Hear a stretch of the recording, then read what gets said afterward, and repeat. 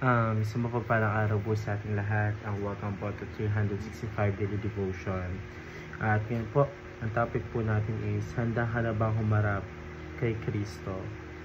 So yung ating concept po, ito po isa patungkol po sa final judgment po. So sabi po dito is, the final judgment is the last and ultimate proclamation by Jesus Christ of the eternal destinies of all people. The judgment will occur after the millennium and the rebellion that arises at its end. It will be a day of great reckoning where each individual is held accountable for their deeds, either to eternal life or eternal separation from God. So the final judgment is sobering a reminder of God's holiness and justice, but also of His mercy in offering salvation through Jesus Christ. This truth calls believers to live with urgency and responsibility, knowing that your lives have eternal significance. So yun po yung ating concept po.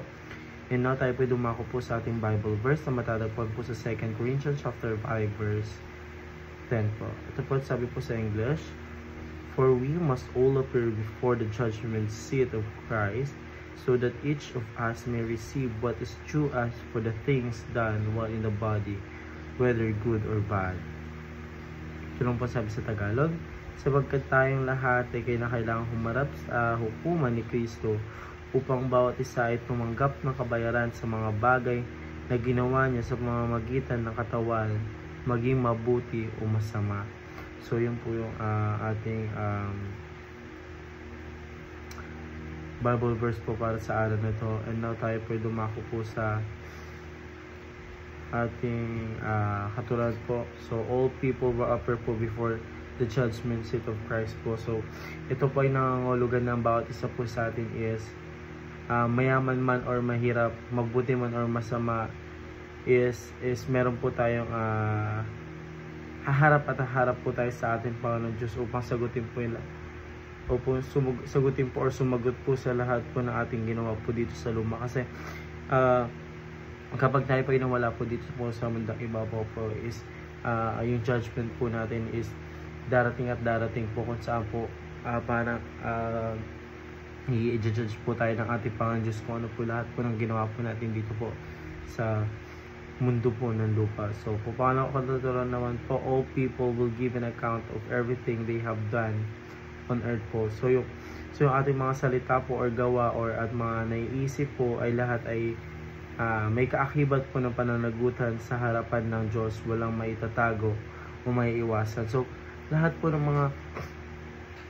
mga ginawa po natin dito po sa mundong ibabaw po is hindi po natin matatago po sa ating Panginoon. Hindi po natin kaya i-keep po ng panghabang buhay na hindi po alam po ng ating Panginoon Diyos. Kasi bawat detalye po ng ating buhay, bawat detalye po ng ginagawa po natin is alam po yan ng ating Panginoon Diyos. Nalalaman po ng ating Panginoon Diyos at hindi po natin matatago yan.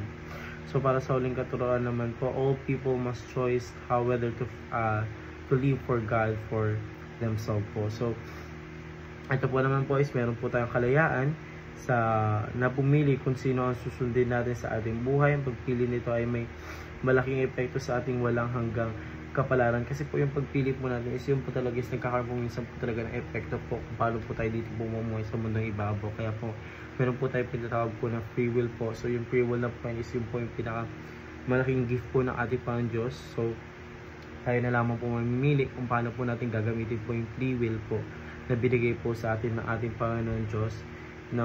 Sa ganun po is magamit na po na siya masama or mabuti. So depende na po sa atin yung bilang isang mga tao po. Kapag alam po natin na maganda po yung nagagawa natin, ito may magkakaroon po ng magandang resulta po pagdating po sa final judgment po natin sa buhay. So yun lamang po para sa araw na ito. Maraming salamat po sa pakikinig and see you po ulit bukas para po sa aking daily devotion.